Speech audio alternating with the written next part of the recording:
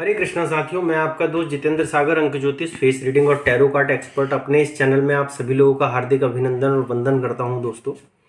और जैसे कि मेरा एक सेशन चल रहा था पहले से, कब क्यों कैसे, उस दौरान मैंने आपको बताया कि गणपति जी हमारे आए और आज गणपति जी का हमारा 9वां स्वरूप है, 9वां दिन है आज गणपति का। और 9वें दिन में हम भगवान गणपति के भालचंद्र नामक स्वरूप का चिंतन करते हैं, ध्यान करते हैं, वर्णन करते हैं। तो आज हम जानेंगे भगवान गणपति के भालचंद्र नामक स्वरूप और अवतार के बारे में। इससे पहले मैं आपसे निवेदन करूंगा कि अगर आपने मेरे चैनल को सब्सक्राइब नहीं किया है तो कृपया करके चैनल को एक बार सब्सक्राइब कर लीजिए, बेल आइकन दबा दीजिए और कमेंट कीजिए और लाइक कीजिए। बाकी पोस्ट अच्छी लगे तो शेयर ज़रूर कीजिए।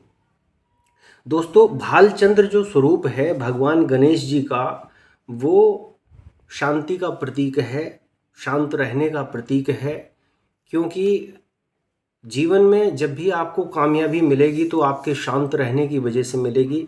समुंदर बहुत गहरा होता है लेकिन समुंदर शांत होता है और अपनी शांतता के कारण वो जीवन में आई गई जितनी भी गतिविधियां होती हैं उनको अपने अंदर उनका समन्वय कर लेता है। ये उसकी सबसे अच्छी क्वालिटी होती है।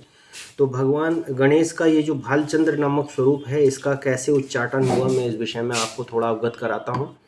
एक बार हुआ क्या कि चंद्रदेव ने भगवान गणेश से उपहास किया और उपहास में उन्होंने क्या काम किया कि उनके साथ ठिठौली करने की कोशिश करी। काफ़ी समय तक वो ठिठौली करते रहे। ये बात भगवान गणपति को अच्छी नहीं लगी और उन्हें बुरी लगी और उन्होंने चंद्रदेव को श्राप दे दिया कि आज के बाद जिस चंद्रमा की चांदनी को तुम बिखेरे रहते हो, जिस पे तुम्हें इतना घमंड है, आज के बाद वो चांदनी नहीं रहेगी। भगवान गणपति के श्राप के कारण चंद्रमा जो है पूरी तरीके से मूर्छित हो गए और मूर्छित होकर पृथ्वी पर गिर पड़े। उन्हें अपनी गलती को एहसास हुआ और वो उनसे बहुत क्षमा प्रार्थना करने लगे। फिर सभी देवों ने मिलकर भगवान गणपति से प्रार्थना करी और प्रार्थना करने के बाद भगवान गणपति ने उनसे कहा कि जो मैंने आपको दे दिया है मैं उसको तो वापस नहीं कर सकता, लेकिन ऐसा कर सकता हूँ कि आपका भी मान सम्मान बना रहे और मेरा बना रहे। इसलिए दो पक्ष बने हमारे, एक कृष्ण पक्ष एक शुक्ल पक्ष। तो कृष्ण पक्ष में अंधियारा रहता है, आप सभी को पता है। और जब अंधियारा रहता है तो करवा चौथ का जो व्रत हमारी घर में जो महिलाएं हैं वो रखती हैं। तो कार्तिक मास की कृष्ण पक्ष संकटी को गणेश चतुर्थी का व्रत किया जाता है, जिसको लोग करवा चौथ के नाम से जानते हैं। दाम्पत्य जीवन में और जितने भी क्षेत्र हैं उनमें सभी में आपका मन शांत रहे, इसलिए आपको गणेश चतुर्थी का व्रत करना चाहिए। भाद्रपद मास की शुक्ल पक्ष चतुर्थी तक सीमित कर दिया इसको और केवल भाद्रपद शुक्ल की चतुर्थी को चंद्रदेव को कहा कि तुम इस दिन अदर्शनीय रहोगे, यानी इस दिन किसी को दिखोगे नहीं। उसके बाद उन्होंने ये शाप दिया और वो शाप मुक्त हुए और फिर से हमें नए जीवन की कला और चंद्रमा की कला देखने को मिली।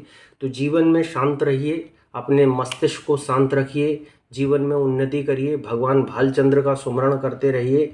यानी भालचंद्र का मतलब है मस्तक पर चंद्रमा का कारण ये है कि मन को शांत रखिए। जीवन में अगर आप किसी भी क्षेत्र में कामयाबी चाहते हैं तो आपको अपने मस्तक को शांत रखना पड़ेगा, जवान को ठंडा रखना पड़ेगा। अगर आप ऐसा करेंगे तो आप बहुत ज़्यादा कामयाब होंगे। इन्हीं शुभकामनाओं के साथ अगली वीडियो में फिर प्रस्तुत होऊंगा। वीडियो अच्छी लगे तो पोस्ट को जरूर शेयर कीजिए।